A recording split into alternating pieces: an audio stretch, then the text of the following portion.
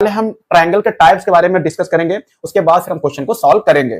जैसे ये मान लीजिए कोई ट्रायंगल त्रिभुज है ए बी सी, और ये जो पॉइंट दिया हुआ है, एक पॉइंट ये दिया हुआ है, एक ये ठीक है। तो इसको हम ए मान लेंगे, इसको बी मान लेंगे और इसको सी मान लेंगे। हमको क्या करना होता है कि पहले ए बी निकालेंगे, ए बी डिस्टेंस निकालेंगे। ए बी निकालेंगे किस फार्मूले से? डिस्टेंस वाले फार्मूले से, जो हमने इससे पहले वाली वीडियो में पढ़ा है। यानी ए बी निकालेंगे किस फार्मूले से? डिस्टेंस वाले से, यानी दूरी वाले सूत्र से, ठीक। फिर उसी फार्मूले से हम लोग को बीसी निकालना होगा, इन दोनों पॉइंट को लेके।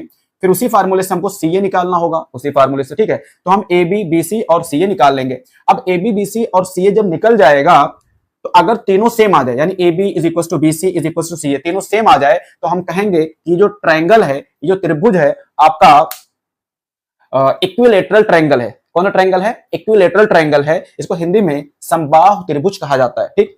उसी तरीके से मान लीजिए हमने ए बी बी सी और सी निकाला, इन तीनों में से कोई दो साइड सेम हो जाए, कोई दो साइड सेम हो यानी बराबर हो, और तीसरी साइड बराबर ना हो, डिफरेंट हो, तो उस टाइप के ट्रायंगल को आइसोसेलेस ट्रायंगल कहा जाता है। यानी अगर हिंदी में बात करें तो उसको समद्विबाहु त्रिभुज कहा जाता है। मान लीजिए आपने ए बी निकाला, बी सी निकाला, सी निकाला, ठीक है। ए बी और बी सी आपका सेम आ गया, लेकिन सी ए की वैल्यू जो आई, सी ए का जो मान आया वो अलग आया, ठीक है।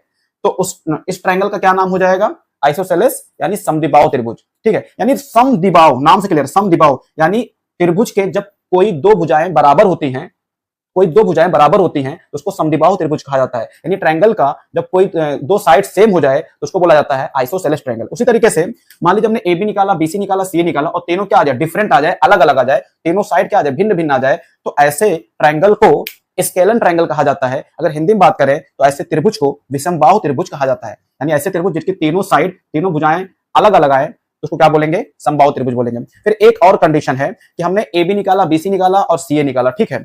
अब तीनों में से मान लीजिए कि ए बी की वैल्यू सबसे बड़ी है, फिर बी सी की वैल्यू अलग है और सी ए की वैल्यू क्या है? अलग है। जैसे मान लो कि ए बी निकाला हमने, ए बी कितना आया आपका? मान लीजिए 5 आ गया, ठीक है।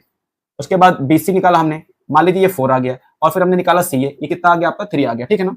तो देखो यहाँ पे तीनों साइड तो डिफरेंट आ रही है, भिन्न भिन्न आ रही है। जिस हिसाब से तो ये जो ट्रायंगल है, ये जो त्रिभुज है, वो आपको कैसा होना चाहिए था? विषमबाहु, यानी कि स्केलन होना चाहिए था। लेकिन आपको जल्दबाजी नहीं करनी है, क्योंकि भले ही डिफरेंट आ जाए, इसमें एक टाइप का और ट्रायंगल बन सकता है, जिसको हम लोग बोलते हैं राइट एंगल ट्रायंगल, यानी समकोण त्रिभुज। वो कैसे पता करेंगे? तो मान लीजिए तीनों अलग अलग आ गई है ना, तो क्या करना है? ये जो बड़ी वाली साइड है, ये है ना, बड़ी वाली साइड, इसका स्क्वायर कर देना है, ठीक है। फिर इक्वल का साइन लगाना है। फिर ये जो दोनों छोटी वाली साइड आई है, यानी 4 का भी स्क्वायर करना है, फिर प्लस करना है, फिर छोटे वाले का भी स्क्वायर करना है, ठीक है। फिर इसको सॉल्व कर लेना। 5 का स्क्वायर कितना हो जाएगा? 25, 4 का स्क्वायर 16, 3 का स्क्वायर 9। आप देखोगे कि जब इन दोनों को ऐड करेंगे कितना आएगा? 25। इधर भी कितना आ रहा है? 25 आ रहा है। तो अगर दोनों तरफ वैल्यू सेम आ जाए